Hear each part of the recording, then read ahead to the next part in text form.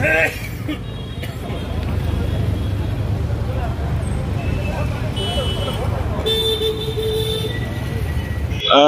জনাইছোঁ আপোনালোকৰ চেনেললৈ। আপোনালোকে জানে আমি PNRDৰ কন্ট্ৰেকচুৱেল এমপ্লয়ী। আমি যোৱা 11, 12, 13 তাৰিখে আমি ব্লক পৰ্যায়ত আমি কৰ্মবিৰতি পালন কৰিছোঁ। তাৰ পৰা আমি 14, 15, 17 লৈকে আমি কৰ্মবিৰতি পালন কৰি শেষ হ'ল। এতিয়া আমি জিলা পৰ্যায়ত আজি ইয়াৰ ডিপুটি কাৰ্যালয় প্ৰাংগণত আমি গোটেই জিলাভিত্তিক ধৰ্মঘট পালন কৰিছোঁ। আপোনালোকে জানে আমাৰ ঠিকাভিত্তিক আমি কৰ্মচাৰী 2009 চনতে আমি নিযুক্তিপ্ৰাপ্ত, কিন্তু আজিলৈকে 17 বছৰত আমাৰ PNRDৰ কন্ট্ৰেকচুৱেল এমপ্লয়ীসকলে যিখিনি সুবিধা পাব লাগিছিলে আজি গতি হোৱা নাই।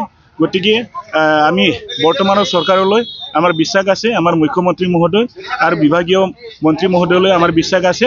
আপোনালোকে যেনেধৰণে বেলেগ বিভাগৰ কন্ট্ৰেকচুৱেল এমপ্লয়ীখিনি 60 বছৰ চাকৰি নিশ্চিত কৰিছে আৰু তেওঁলোকৰ পাৰিশ্ৰমিক বৃদ্ধি কৰিছে, এইকাৰণে আমিও যিহেতু এই ডিপাৰ্টমেণ্টত আমি 17 বছৰ কাল আমি কৰ্মচাৰী হিচাপে আমি কাৰ্যনিৰ্বাহ কৰি আছোঁ।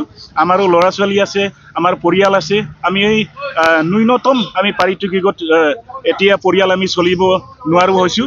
গতিকে আমাৰ এতিয়া যিহেতু বেলেগ বেলেগ বিভাগৰ কন্ট্ৰেকচুৱেল এমপ্লয়ীখিনি চাকৰি 60 বছৰ সুনিশ্চিত কৰিছে। গতিকে আমিও দাবী জনাইছোঁ, আমিও অনুৰোধ জনাইছোঁ যাতে আমাৰ বিভাগৰ কৰ্মচাৰীসকলকো ঠিকাভিত্তিক কৰ্মচাৰীসকলকো যাতে আপোনালোকে চকু মেলি চায়।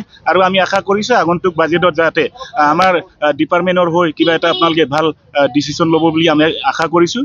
আৰু আপোনালোকে জানে আমি 4টা মূল দাবী লৈ পেলাই আমি এই কৰ্মবিৰতি পালন কৰি আছোঁ।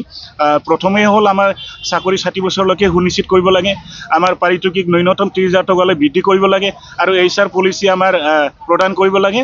আৰু লগতে আমাৰ যিহেতু গভৰ্ণমেণ্টৰ লগত চুক্তি আছিলে যে আমাৰ কন্ট্ৰেকচুৱেল এমপ্লয়ীখিনি বছৰি 10% আমাৰ দৰমাৰ উপৰি আমাৰ ইনক্ৰিমেণ্ট দিব লাগে, কিন্তু ইনক্ৰিমেণ্ট আজিলৈকে হোৱা নাই। প্ৰতি বছৰ জুলাই মাহতে ইনক্ৰিমেণ্ট লাগু হ'ব লাগে, কিন্তু আজি নৱেম্বৰ ইয়াৰ শেষ হ'বলৈ হৈছে, 10%ও আমাৰ বৃদ্ধি হোৱা নাই। গতিকে আমি আপোনালোকৰ মাধ্যমৰ জৰিয়তে আমি বিনম্ৰ অনুৰোধ জনাইছোঁ আমাৰ বিভাগীয় মন্ত্ৰী আৰু মুখ্যমন্ত্ৰী মহোদয়লৈ যাতে আমাৰ দাবীখিনি অতি সোনকালে আপোনালোকে বিবেচনা কৰি কাৰ্যকৰী কৰি দিয়ে যেন।